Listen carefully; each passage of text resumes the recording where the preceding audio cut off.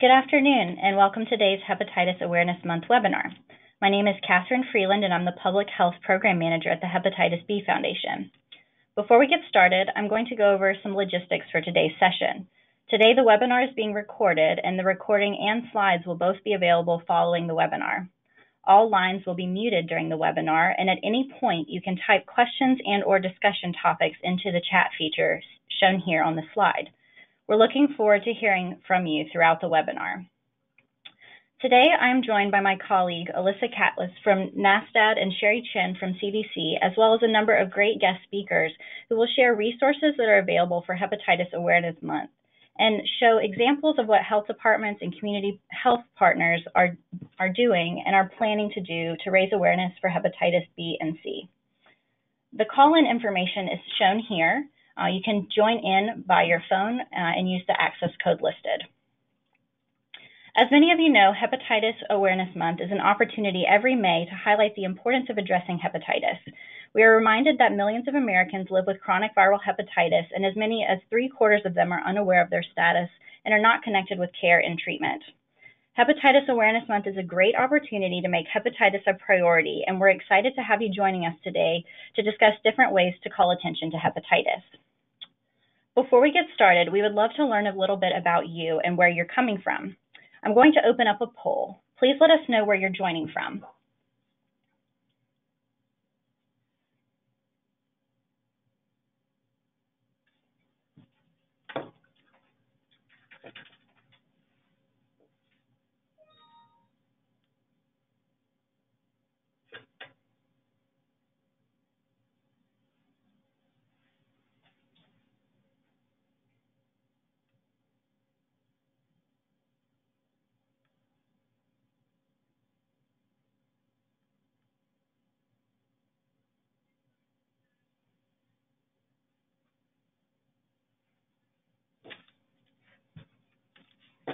Great. So it looks like most of our attendees are coming from health departments or others. If you selected other, would you mind typing in the chat box where you're coming from?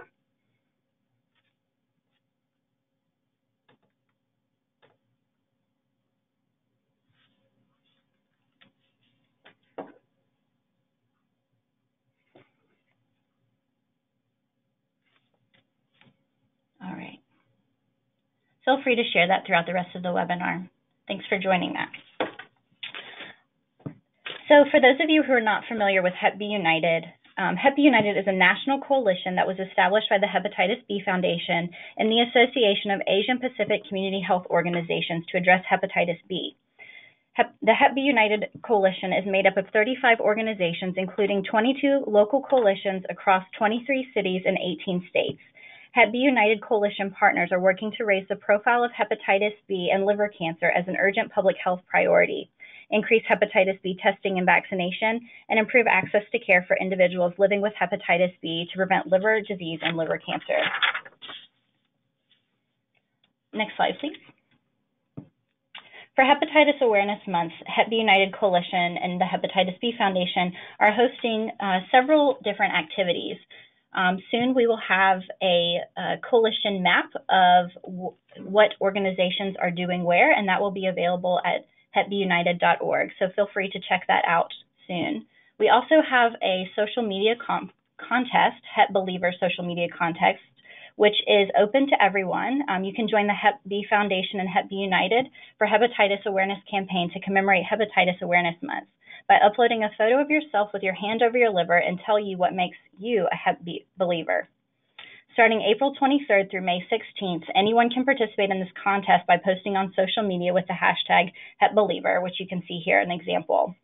Rules and prize information can be found at hepb.org. At this point, I would like to turn it over to my colleague, Alyssa, to talk about NASDAD and what they're doing for Hepatitis Awareness Month. Alyssa, I'll turn it over to you. Great. Thanks so much, Catherine. As Catherine mentioned, my name is Alyssa Catless, and I'm a manager in the hepatitis program at NASDAD. And for those of you who are unfamiliar with the work that we do, we are an association of state, territorial, and directly funded local jurisdictions and their HIV and hepatitis programs. And I don't know if I can advance. Oh, perfect. Thanks, Catherine. And our vision is to see a world free of HIV and hepatitis.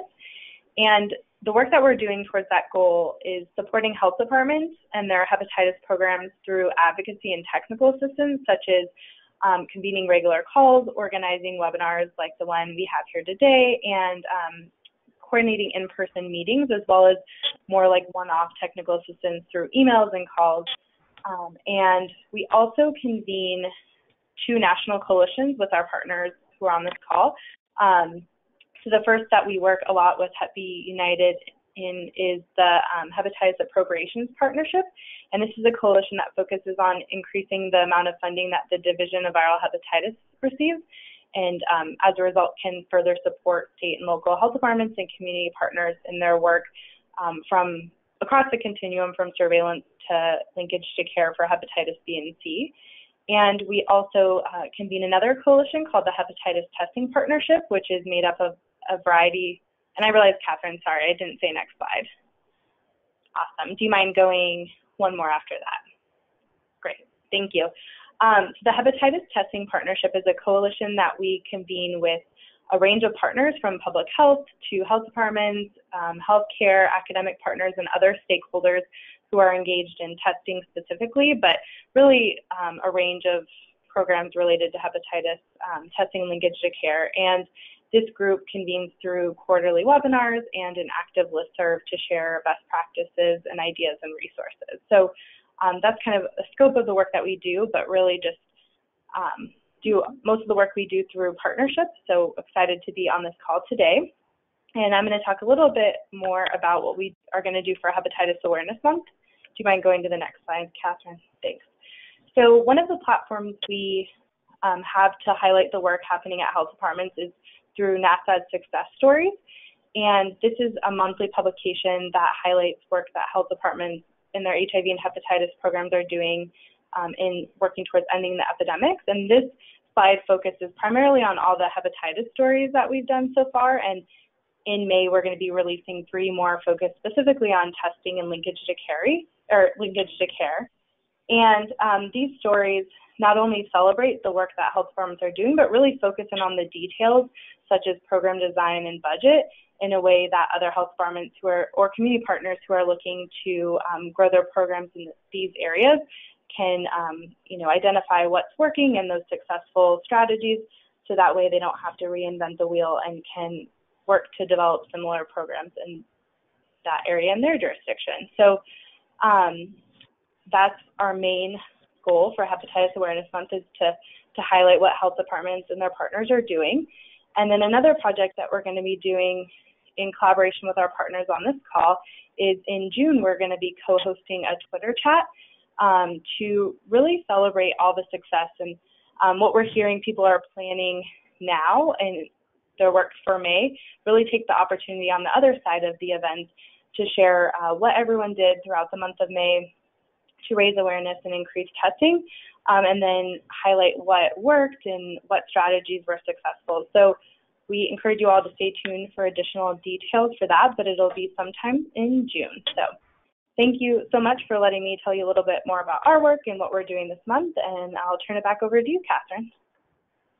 Awesome. Thanks so much, Alyssa.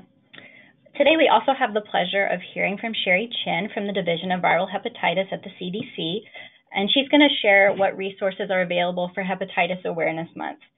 Sherry Chin is a health scientist on the Education, Training, and Communication team in CDC's Division of Viral Hepatitis.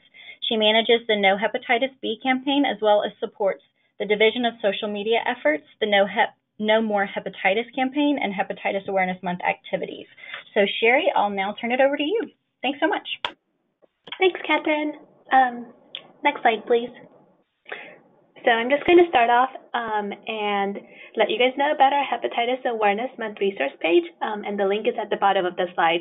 We have a variety of resources on this page, including a feature that has some information on viral hepatitis basics, live read radio PSA templates that you can send to local radio stations, buttons and badges, sample proclamations that you can get issued in your communities. Next slide, please. We also have some posters and fact sheets that you all can order. They are already printed, so you just need to go to the page provided, select the posters and fact sheets that you would like, which are great for any Awareness Month activities and events. And once you place the order, they will ship to you in 2 to 4 weeks. Next slide. We also have our 2 national campaigns, which have a lot of resources for some specific populations. So the No Hepatitis B campaign is a multilingual campaign developed by CDC and Hep B United. It was launched in 2013 with 4 phases so far, and the goal is to increase testing for chronic hepatitis B among Asian Americans, or primarily among Asian Americans. So the main languages are in Chinese, Korean, Vietnamese, and English. But our campaign resources do have a lot of materials that encourage testing for hepatitis B and are in a lot of different languages, and the materials can be modified for local communities and events. Next slide, please.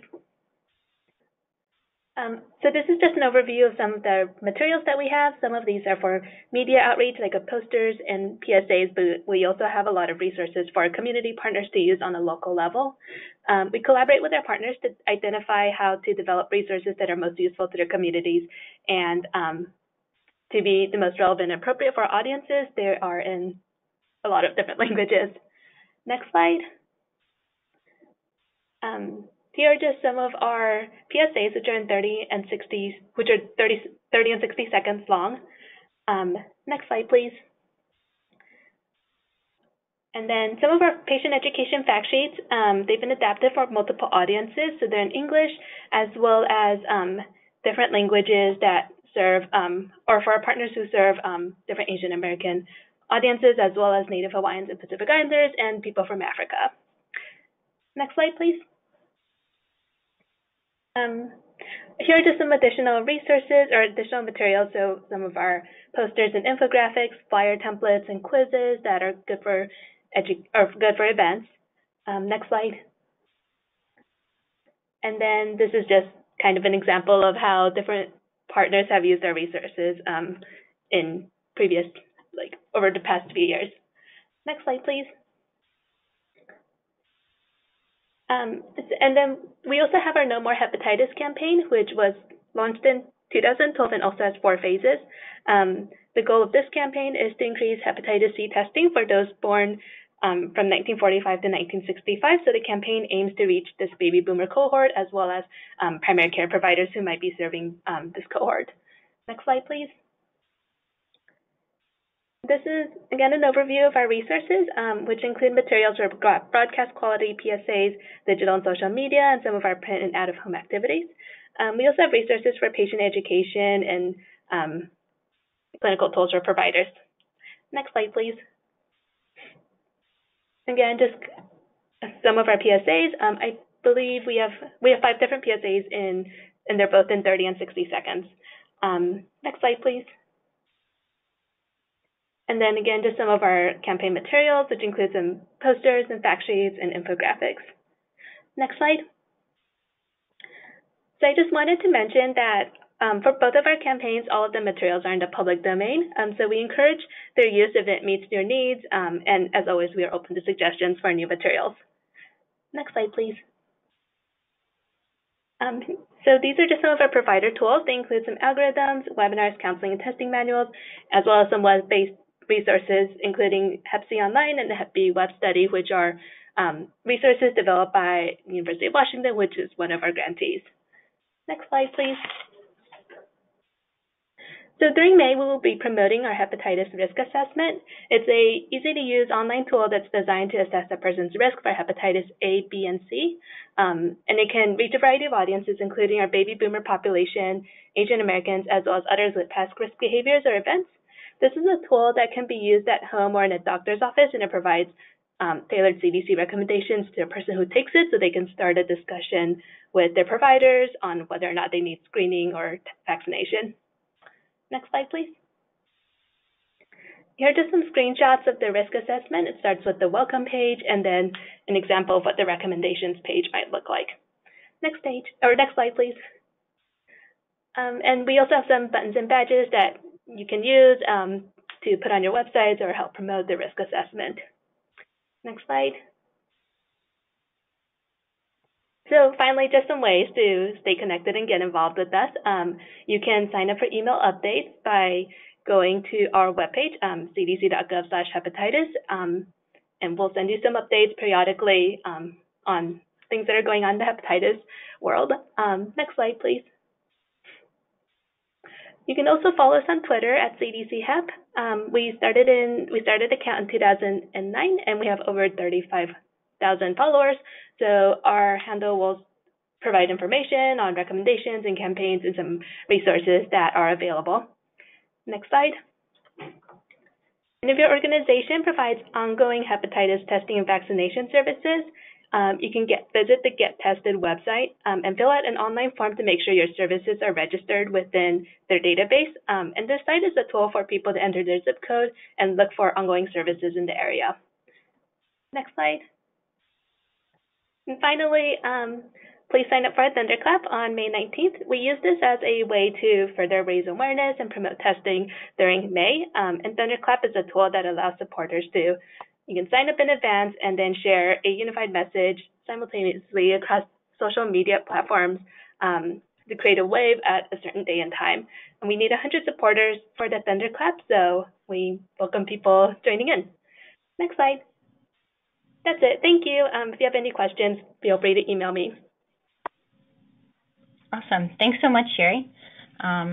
So just so everyone knows, on the webinar, we're going to hold any questions until the end. If you do have questions in the meantime, feel free to type them into the chat box, and we'll get to those at the end of the sessions.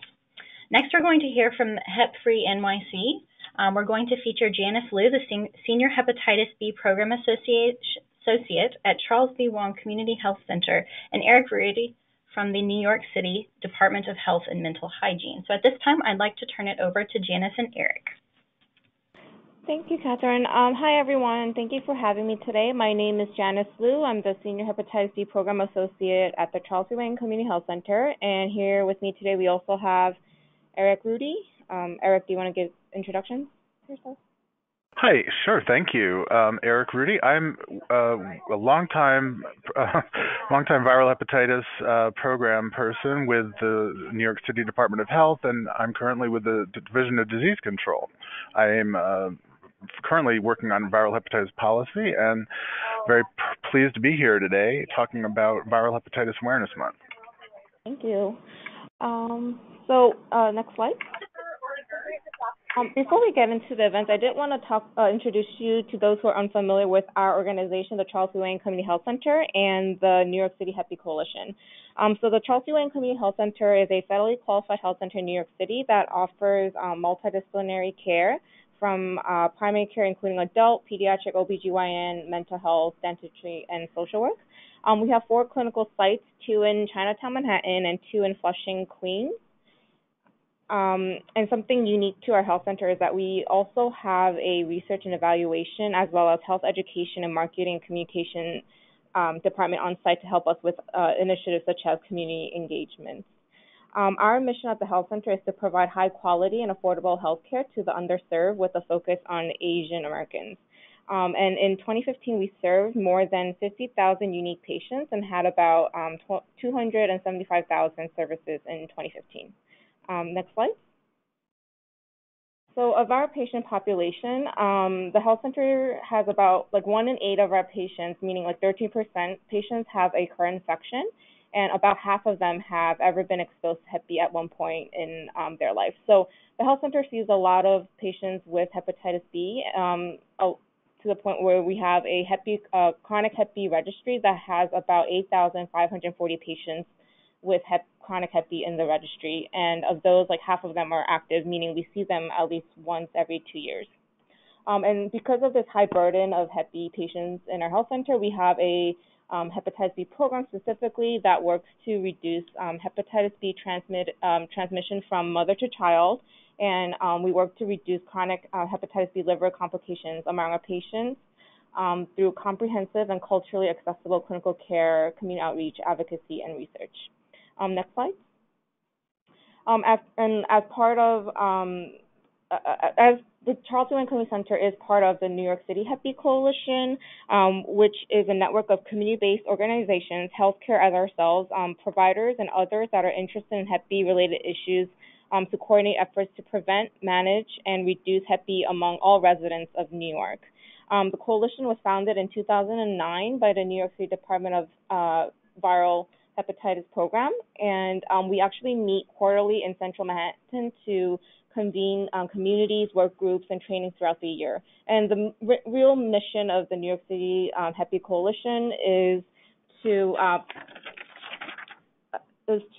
make the effort to collaborate, make the effort to increase Hep B awareness through outreach and advocacy, to foster screening and access to care, most notably through the Check Hep B program, which is a linkage to care patient navigation program in New York City, and other initiatives such as research collaborations.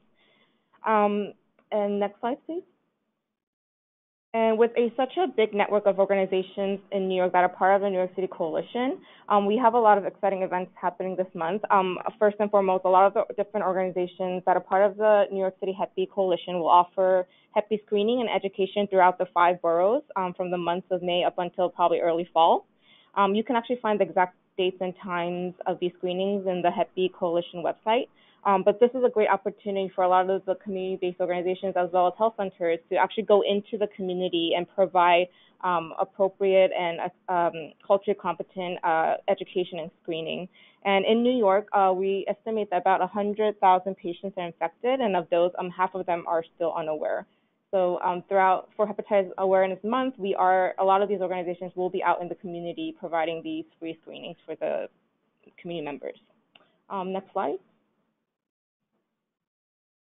And one of the events to kick off May Hepatitis Awareness Month is New York City will be having a Hepatitis B awareness event with Congresswoman Grace Meng's office. So Congresswoman Grace Meng reached out, wanted to bring more awareness of hepatitis B for her district, which encompasses mostly of the Flushing, Queens area in New York. Flushing has one of the largest Asians, where I think about 69% of the people who reside in Flushing are Asians. And she actually reached out specifically to Hep B United, who've also reached out to the New York City Coalition to collaborate on this awareness event. It's actually a great example of events in collaboration with local offices who have the power to invite other local offices and media, while organizations such as Hep B United and other community-based organizations and our health centers from the coalition are knowledgeable about the topic and the updates on hepatitis B, and as well as better know the community members and how to best deliver the message in the community.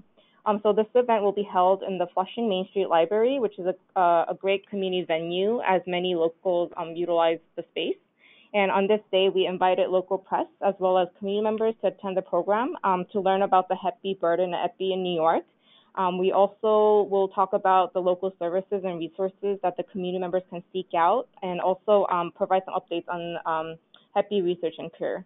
And we are also planning to invite participants from the Just Hep B campaign to share their stories. And it's always great to have personal stories for community members and other local officials to really resonate with. And it'll be a great, compelling way to help the audience be more invested in hepatitis B.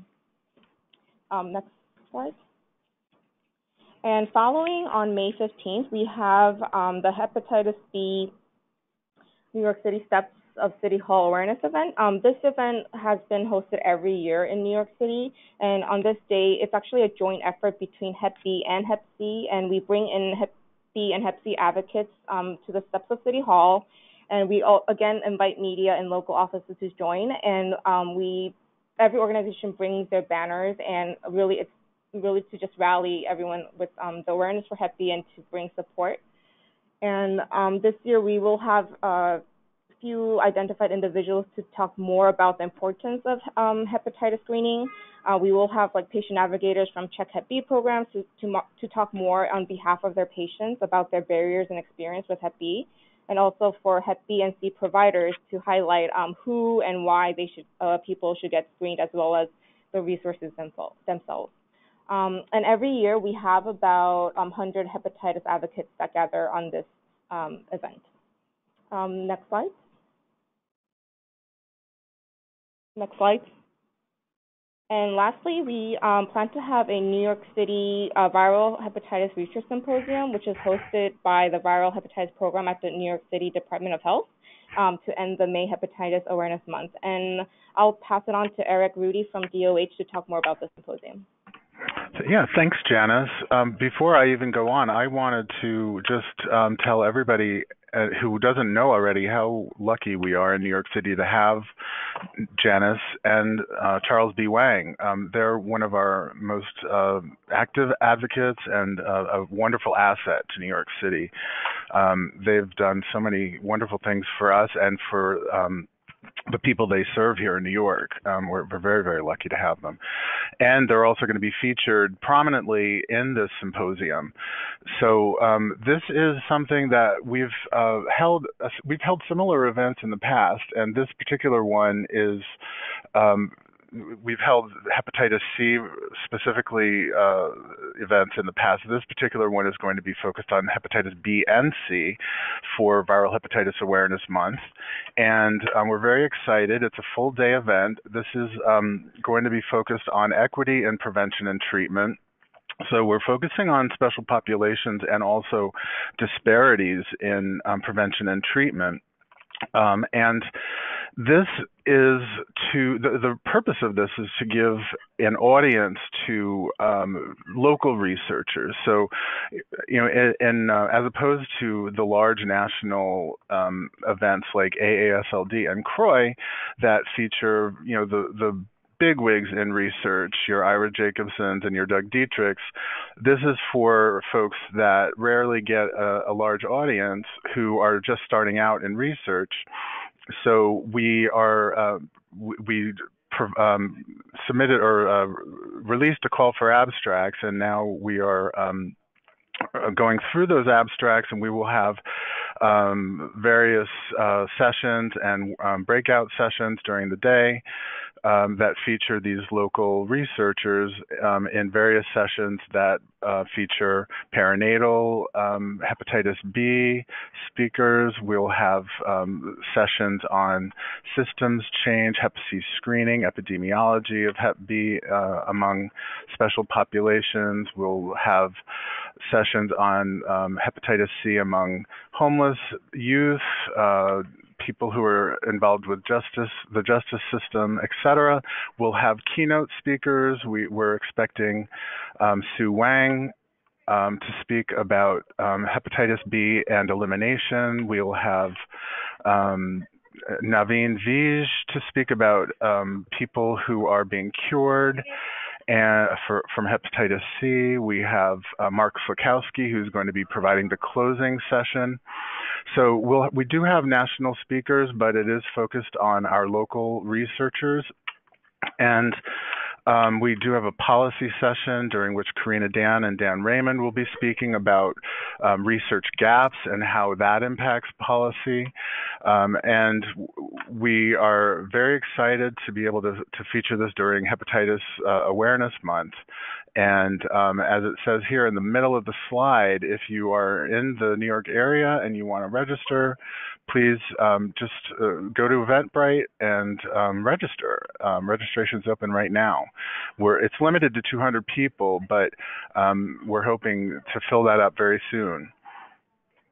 And it's going to be very exciting. We'll also have all of the abstracts and slides available on the Hep Free NYC website once the event is over. So you can certainly see all of the presentations that occurred during that day. Great.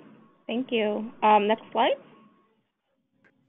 Yep, and that's the end of events for New York City for the month of Hepatitis Awareness Month. If you guys have any questions, please feel free to reach out to myself or Eric Rudy, and our contacts are on that slide. Thanks so much, Janice and Eric. It sounds like you guys have a lot of great activities planned for New York, and we look forward to hearing how those go. Next, we would like to hear from Sainabu Katende from the Texas Department of State Health Services. She is the Viral Hepatitis Coordinator for the state of Texas and also serves as the Hepatitis C Surveillance Team Lead. She has been working in HIV and Hepatitis C for the past 9 years, and with that, I would like to turn it over to Sainabu. Thank you so much. Thanks, Catherine. Next slide. So last year, DSHS worked with the Prevent Cancer Foundation to create a Hep C summit. And so just a little bit about the Prevent Cancer Foundation. It was founded in 1985. They've, in the last 30 years, they've spent about 142 million in cancer research, education, advocacy, and outreach programs. And then their main focus is basically to address all preventable cancers across all populations. Next slide. And so, in putting together this summit, the goal was to provide education about the link between HPV, hepatitis B, hepatitis C, and related cancers. So, the three main objectives were to learn the latest information and best practices from the renowned healthcare and public health professionals, researchers, and patient advocates, relay information about patient barriers to diagnosis and clinical management in the community, and then help foster a community coalition of stakeholders in Dallas-Fort Worth area. Next slide. The planning was relatively easy. We had a team of 8 on the planning committee.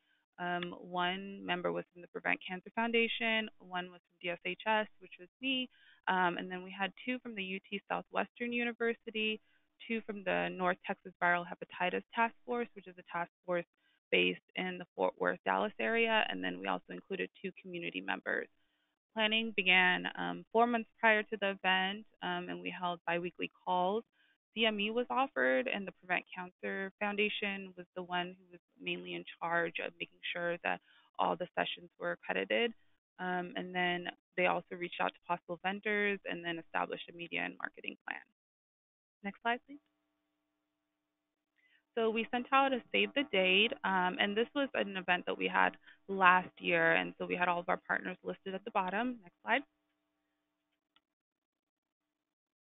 And then just to go over the agenda that we had, so we first had the Prevent Cancer Foundation CEO who gave the welcoming remarks, and then I moderated the actual full day summit, and then we had the chair of the Department of Hepatology at UT Southwestern Medical Center who gave introductory remarks. And then we also had an overview of HPV and the link of cancer. We talked about preventive care for vulnerable populations. We had an HPV advocate story from someone who lived with HPV, and then we also who actually ended up getting cancer from that.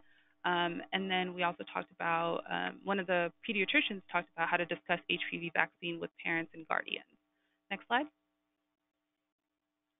Then we had one of the local hepatologists then discuss the overview of hepatitis B and hepatitis C and the link to liver cancer. We had a brief panel where we had patients who were living with Hep B and Hep C. Some were cured and some were about to be cured of Hep C. And then we had one of our providers from the UT Southwestern Medical Center, Dr. Doan Dow, who actually started the Hep B Free Project, which is a program in the Dallas region that's led by medical students. And what they do is they test the community for Hep B, and they mostly focus on the Asian American population in the Dallas-Fort Worth area. We also had a review of the landscape and current state policies and programs for virus screenings and treatments, which I presented on, and then we had a case study on women's health programs across the state of Texas. We also made sure to include information about the opioid epidemic, and we had Mark Kinsley from the Texas Overdose Naloxone Initiative, give a brief talk on that. Next slide.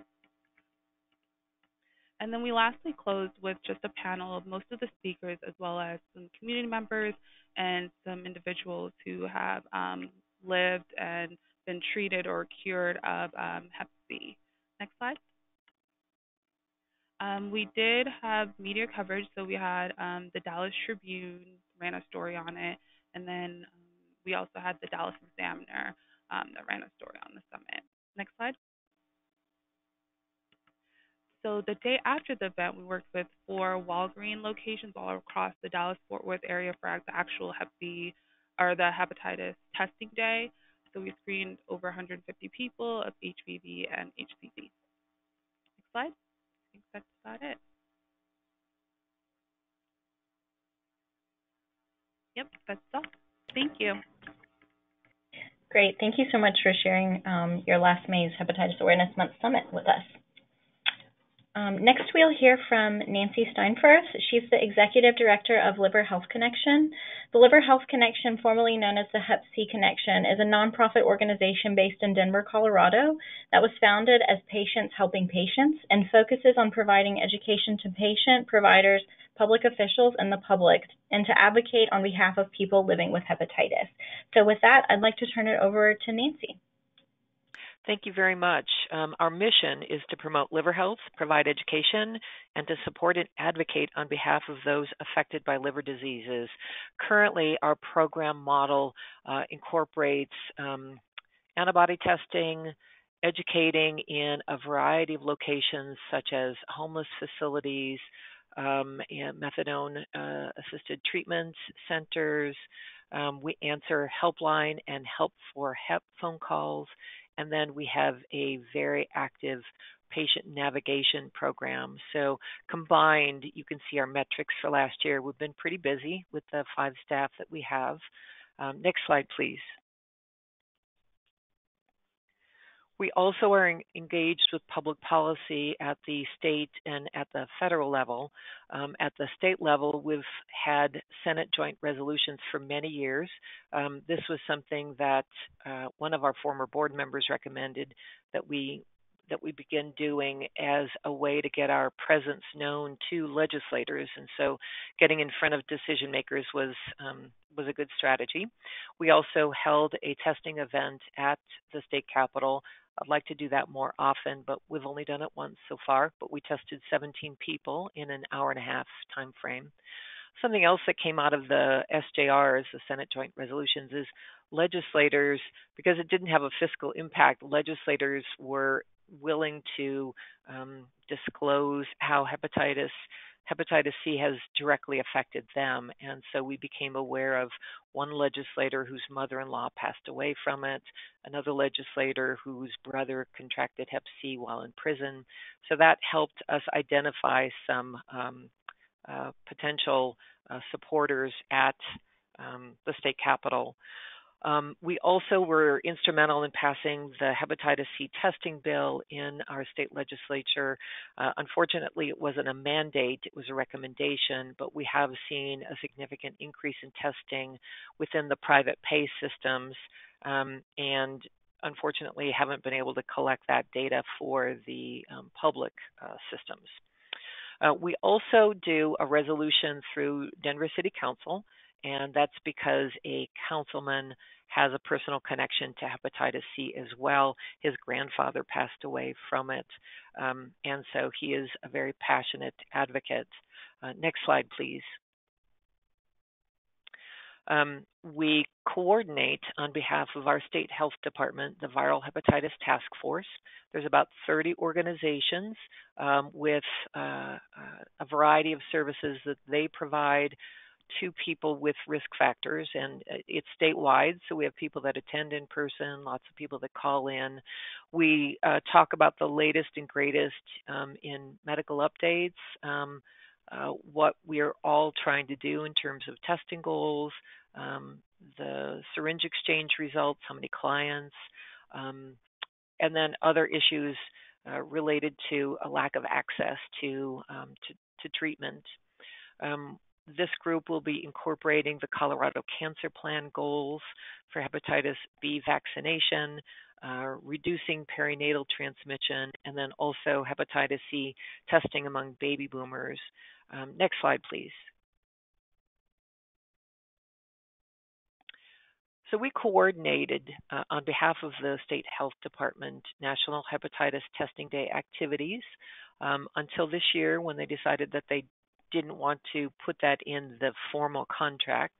So we're doing an event of our own, and it's going to be in Confluence Park, which is an area of the city that has homeless populations as well as people who use substances. We created flyers years ago, and we will use them again, and we're providing them free of charge to other organizations around the state that are also doing testing activities so that there's no cost of the graphic design. They could just take it and print it on their color printers if they have them, as well as press releases and the resolution template. Next slide, please. So we have at the bottom the city and county proclamation. We have a flyer that we created a couple of years ago, and the bottom part where it says Western Colorado Health Network, we've done that as a tear-off in the past, so it could be a reminder to someone. And then the press release is the next 2 pages. And you could see some of my staff up at the center before the doors opened and we began testing. Now, this was where we were educating people in general, and then we would walk them to the room where we were testing, and so it was certainly not in this public environment. And then on the far left is a photograph of one of the physicians that we work with, Dr. Sarah Rowan, presenting to the Denver City Council. Next slide, please. We also do World Hepatitis Day activities, and because our state legislature ends the early part of May, we've always, when we've done the Senate joint resolutions, we've combined Testing Day, Hepatitis Month, as well as World Hepatitis Day all in one shot. And we do that with the City Council resolution as well. We're a member of the World Hepatitis Alliance, and we participate in the summit. We try to do fun and weird things, even though that isn't necessarily what my staff like to do for our recognition. So we've done ruckus raising, and literally that is standing on a street corner with signs, encouraging people to honk. The complaints choir was taking a popular song, changing the lyrics to talk about how awful hepatitis C treatment is. That was years ago, so things have changed. And how wonderful it would be if everyone could get access to treatment. The Hear No Evil, See No Evil, Speak No Evil was all a part of the World Hepatitis Alliance Guinness Book of Records. And so we did that, and it was really regimented, but it was kind of fun. And we were recruiting people walking through Civic Center Park to help us with that. We created a mural in an area where you're allowed to create whatever you would like. And all of these events, many of these events, not all of them, include testing. And so in the most recent years, we've been able to add confirmatory testing to that as well. Next slide, please. And here's some shots of our booths at various events, some of the items that we bring with us. Next slide, please. And Karen Chapello, our Director of Community Outreach, and myself are available if anyone has questions or would like to get copies of our materials. I'm very happy to share. One last thing that I didn't put in the slide is that we are hosting a conference on liver diseases for primary care physicians and what they may encounter in their practice. It's being held at the University of Colorado Hospital on Saturday, May 19th. It will be an hour segment on hepatitis B, C, NASH, liver cancer, alcoholics, hepatitis, cirrhosis, and transplantation, with an opportunity for referral. All of the sections are going to be taught by hepatologists or infectious disease physicians. So we're excited about that, and I neglected to put it in our slide deck. And thank you very much. Great. Thank you so much, Nancy, for sharing such interesting and creative ideas. So our final speaker for the webinar today is Katie Kolchak from San Francisco Hep B Free Bay Area. Katie is the Executive Director of San Francisco Hep B Free Bay Area. And with that, I would like to turn it over to Katie. Hello, everyone. Thank you to the Hepatitis B Foundation for giving me this opportunity to present to all of you and share a little bit about our organization and our efforts during the month of May. Let's go ahead and jump into this. Next slide, please.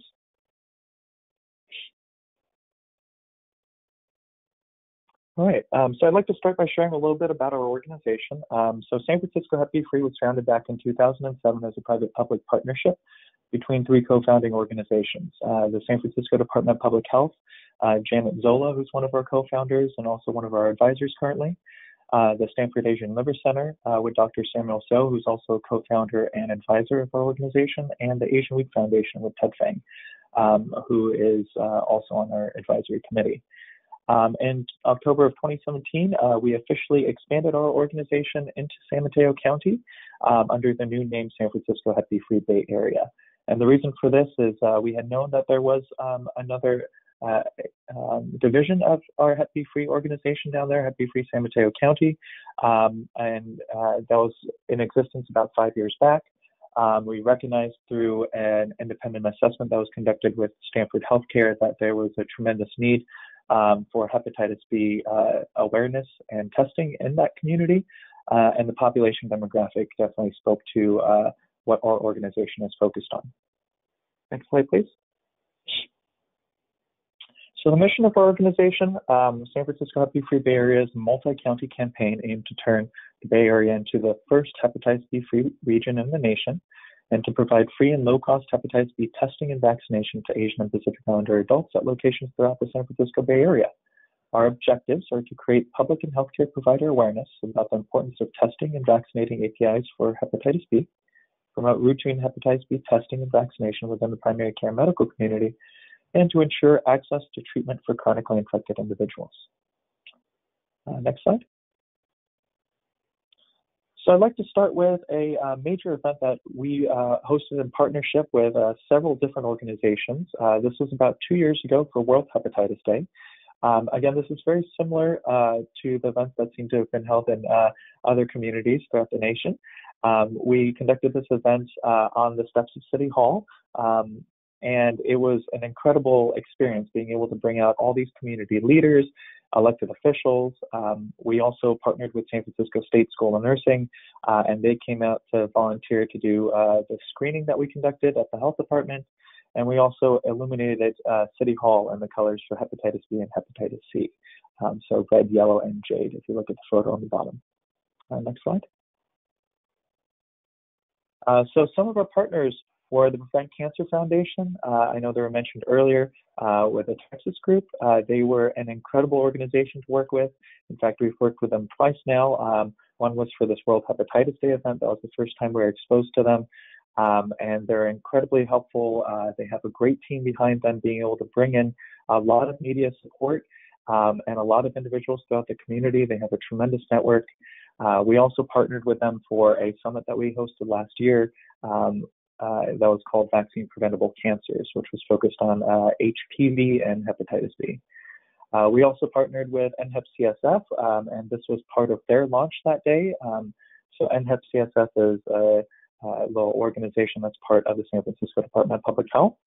They helped us lock down and bring in a few speakers, especially those from UCSF and those from the community, as well as the Hepatitis C Task Force, who we've partnered with for many years now. They're an incredible local group that we can always count on to bring out a lot of individuals through these types of rally events. We also partner with elected officials. It is a great opportunity for us to gain additional exposure in their communities. If you notice, the four electeds that are mentioned here all represent the San Francisco Bay Area region, especially now with State Board of Equalization member Fiona Ma, who's a poster child of our organization. They have committed to being able to provide additional information about hepatitis B and C in their newsletters that they send out to their constituents. Just other ways, creative ways to be able to utilize those partnerships. Next slide, please. So this year, what we're planning on doing is an event that's very similar to the one that we hosted for World Hepatitis Day. So we're doing a hepatitis testing day rally on May 18th. So that's a Friday over here. We're doing it in the same location on the steps of City Hall. We're partnering with the San Francisco Department of Public Health. We have Director Barbara Garcia that's going to be coming out. The Hepatitis C Task Force, once again, they're helping us bring in a large number of speakers, as well as community advocates to attend the event, and NHEP-CSF again. Supervisor Katie Tang, and State Board of Equalization member Fiona Ma. Just another thing to point out, on my previous slides, I had mentioned that the population demographic of San Francisco is over 300,000 that are Asian or Pacific Islander. A large number of the supervisors in San Francisco that supported this event in the past have a large constituency base that are Asian American and Pacific Islander. The layout of this event, what we're doing is we're going to be hosting this rally on the steps of City Hall from 12 to 1. We have a few speakers that are elected officials and also members of the community and leaders in their respective fields.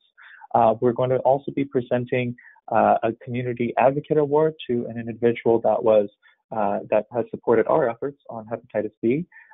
Since our organization got started, he was actually identified as chronically infected at one of our first testing events almost 10 years ago. And we'll also be providing a Community Advocate Award to a hepatitis C champion that's been working very closely with the hepatitis C task force.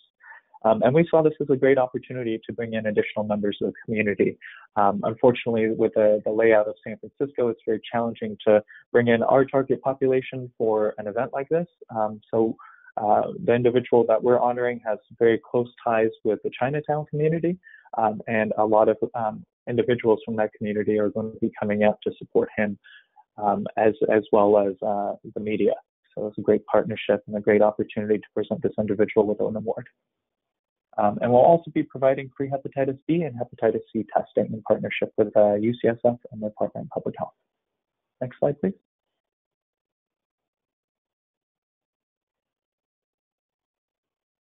All right. So in the past, we have integrated into existing events, and a lot of these cases, they did involve local elected officials. The two photos on the left, that was an amazing experience that we had. It was the district attorney's event in Chinatown, and we had the fortunate opportunity of tabling over there. Now, even though we weren't able to offer free hepatitis B testing, what we were able to do was provide free blood pressure checks in partnership with San Francisco State School of Nursing. And this was a great way to draw in a large number of people. We saw over 100 people at that event. It was only a couple hours long. And the way that we did this was they came in for the blood pressure check. After the nurse had gotten the reading, they would write down those results on a hepatitis B informational brochure, educational brochure. And then they would explain what those results meant from the blood pressure check to them, and then follow that up with some educational information about hepatitis B, provided them some insight on locations in the local community where they could get tested for free, where they had open clinic days they could just walk in and get tested without making an appointment. So that was an amazing experience. We've used that model a couple other times, and it definitely helps bring people into our booth. The other two events that I have photos for over here are with local supervisors. There is a large population of Asian American and Pacific Islanders in the Richmond district here, as well as the Sunset district. So we worked with Supervisor Sandra Lee Fewer and Supervisor Katie Tang for those events. And only one of them did we conduct a screening. That was the one in the Sunset district, which has a larger population of AAPIs as well. Next slide. So we're actually taking a little bit of a different approach this year. We have already started utilizing this model in the community, and we're planning on carrying it on throughout the end of May. So we have several events that are planned based off of this model, and what we're doing is we're working with local churches, we're working with different community centers, trying to approach some YMCAs now as well, to be able to gain access and host these types of events at their location. We recently did 2 events at local churches where we had an attendance of about 30 to 45 people. And granted, they are smaller events, but what's unique about them is we start off with hepatitis B education, and then we show the Be About It documentary film, which highlights 2 individuals that were chronically infected with hepatitis B and the different impacts that it had on their lives and their families. It's a very, if you haven't seen it, it is available on YouTube. You can just type in the Be About It documentary film. And it's a very amazing, very touching story. And what's great about it is it really gets people engaged. So we follow up that screening of that movie with Ask Your Doctor or Ask an Expert panel. If you look at the photo directly underneath the text that's slightly elevated, we brought in our board chair to one of these events, Dr. Stuart Fong, and also Alan Wang, who's one of the subjects in this film. And by showing this film, doing the education ahead of time, we probably spent 30, 45 minutes answering questions, even though it was a smaller group of individuals, just because everybody was, well, slightly scared about what could happen to them if they're chronically infected, but also genuinely curious because they wanted to educate other people. And then we followed up that with free hepatitis B testing. And in the 2 cases that we've done that so far, we've had at least 80% of the audience get tested.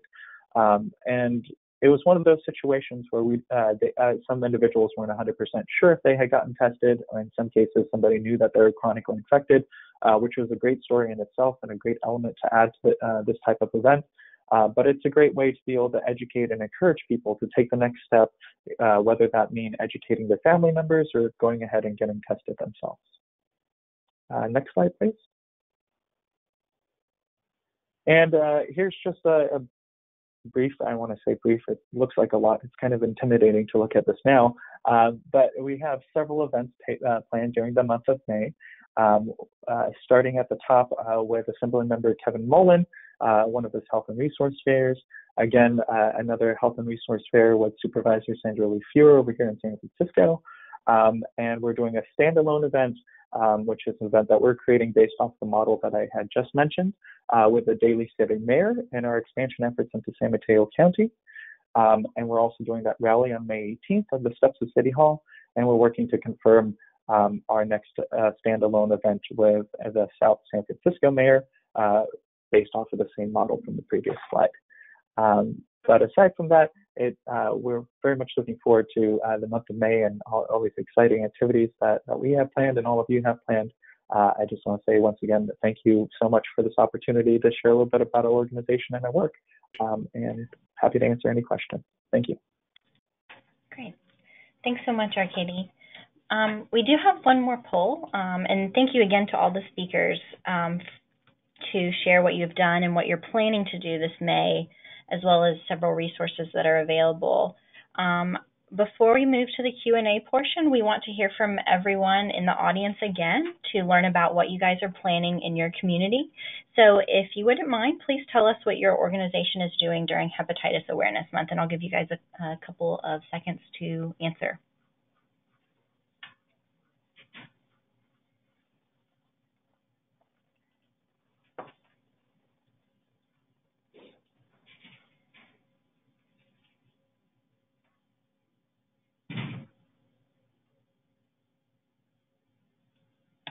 Great.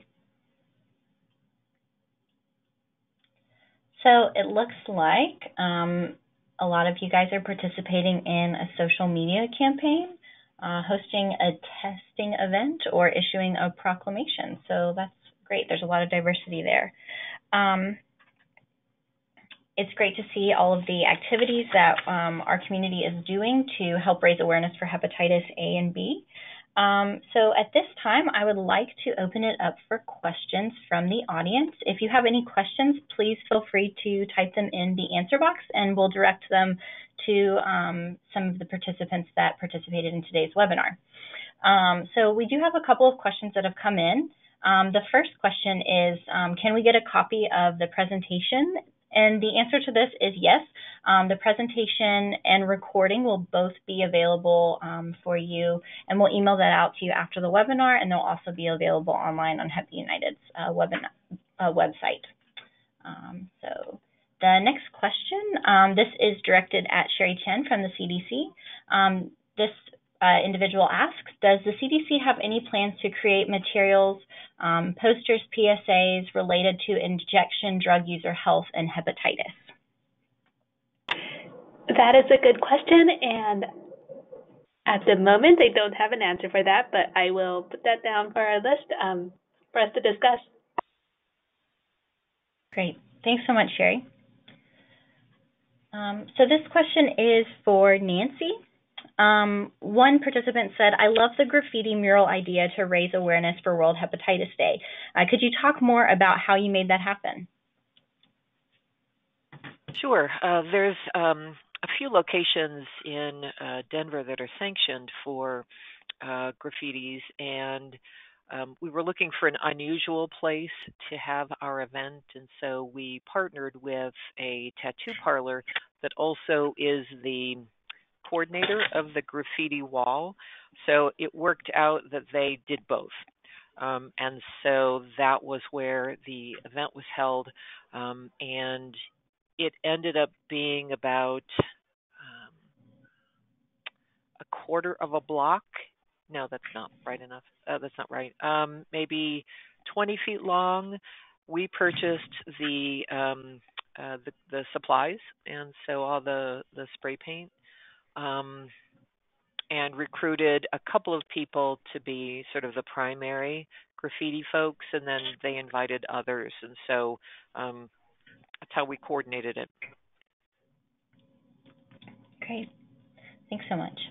The next question, I think, is for the group, and whoever feels like answering, please feel free to do so. This question states, do you have any ideas for encouraging testing HCV or HIV or HPV in rural communities?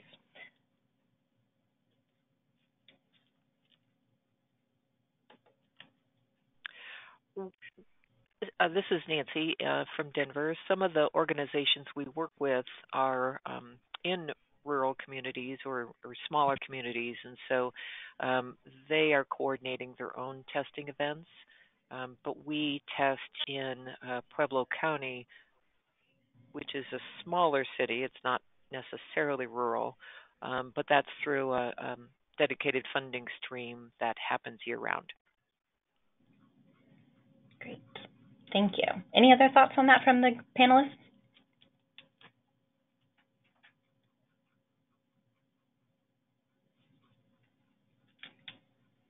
All right.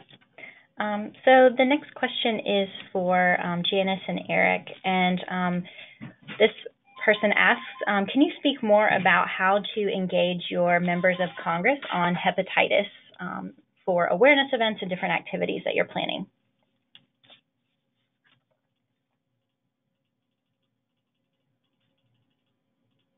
Oh, okay. Sorry. An add-on, but so to engage the local congressmen for Hepatitis Awareness Month was the question, right?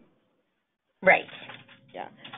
I don't know. I mean, I think one of the most important things is to develop that relationship with the local offices. So even if it's not May Hepatitis Awareness Month, whatever, I think it's always important to have that relationship and develop that earlier on. And then once you do, then it's easier to invite them to these events. A lot of these congresswomen and local offices are obviously really busy, and I think spring is like one of their most busiest times. So it's always good to, one, reach out to them earlier as possible when you know your date. So I would expect maybe like 2 months in advance and stuff like that. And, you know, really just like let them know that this is really for the community that they serve. And for them, that could be an incentive enough for them to want to participate in the event. And always having media, I think, encourages them to come more to these events as well. Okay. Can I make a quick comment? Of course, please.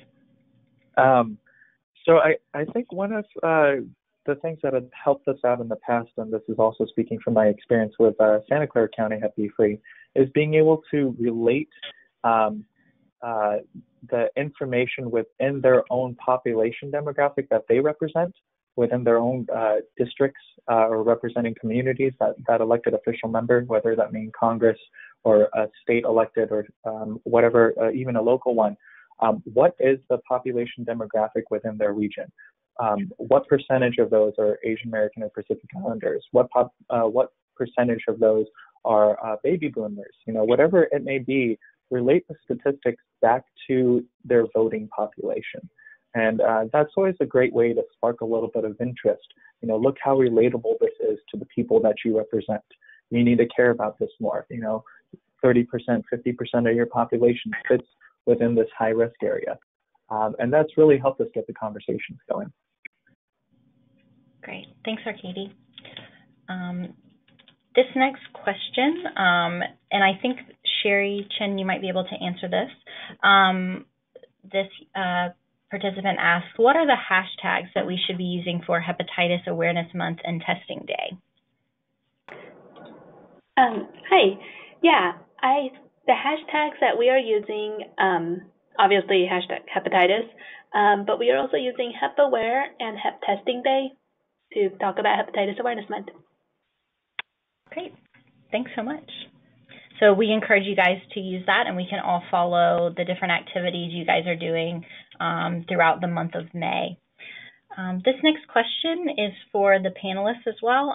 What strategies have you found to be the most successful to raise awareness about hepatitis B and C, excuse me? Hi, this is Alexis. So I found most beneficial involving the community and community stakeholders.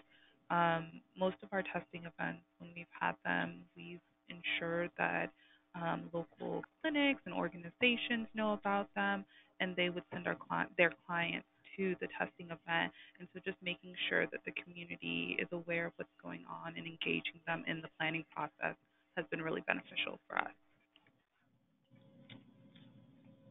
On our end, for hepatitis B in particular, it's been great to be able to find individuals that are willing to come out and speak openly about their status. And I know this is something that's constantly discussed. Yes, it's still considered a stigma. Recently, we came across an individual whose family treats him like less than human because he's chronically infected. He actually just had a liver transplant from his infection. And his family still doesn't understand 100% about how it can be transmitted from one individual to another. But just being able to have somebody that's either willing to do like a PSA or a short video and using that as a promotional piece, someone that's chronically infected themselves that looks like the community you're trying to work with, it gets the dialogue going, and it definitely raises some eyebrows. And it can help across all fronts, especially with elected officials, or their staff members, being able to work with them.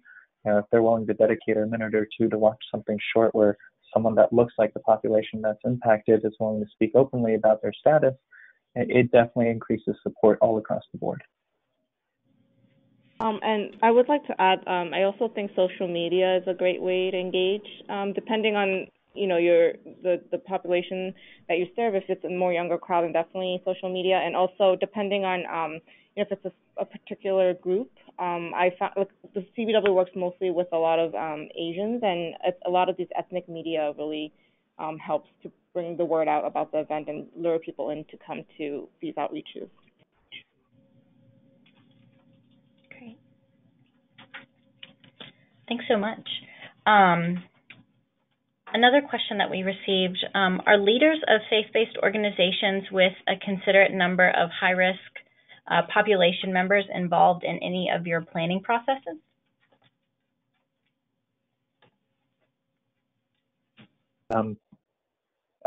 So they're typically the ones that organize the event for us. So we meet with the faith-based organization leaders, and we have a formal educational discussion about why this would be important for them to support and why they should allow us into their organization to be able to provide this type of event and education to the people that they serve. So they are involved from the very beginning, and we do have very long discussions about all the facts related to it, and what all the risks are, what the needs are: screening, vaccination, treatment if you're chronically infected. So it is a very, very robust conversation, and it does happen from the beginning. Yes. Are any of the other panelists working with faith-based organization or leaders?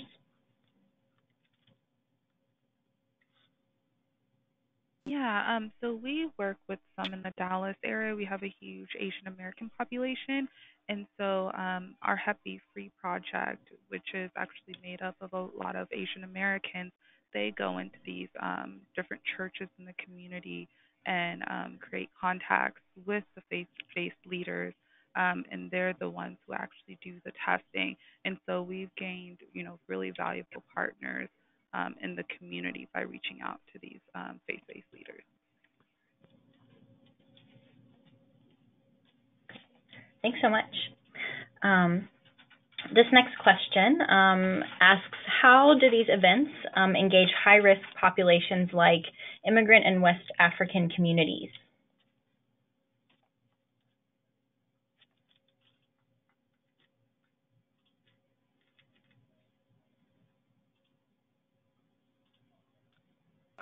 This is Nancy with Liver Health Connection. I can kind of tackle this a little bit.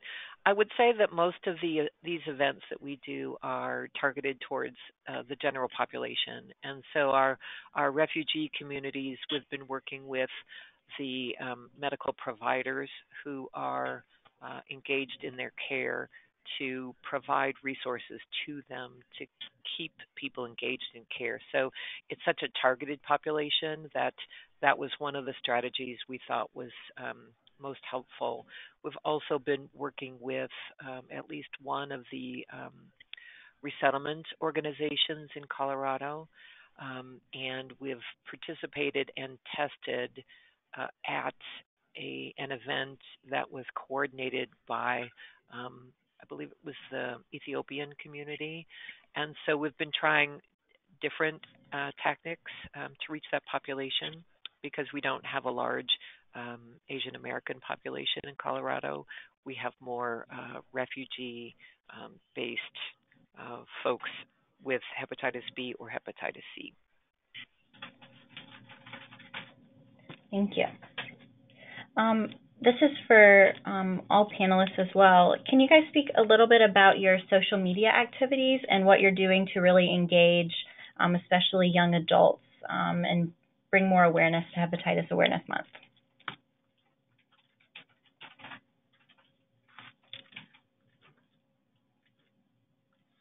Oh, hi, this is Janice from Chelsea Wang. So it wasn't not this year, but last summer we did a huge social media campaign for hepatitis C. So we had Twitter, Facebook, and Instagram.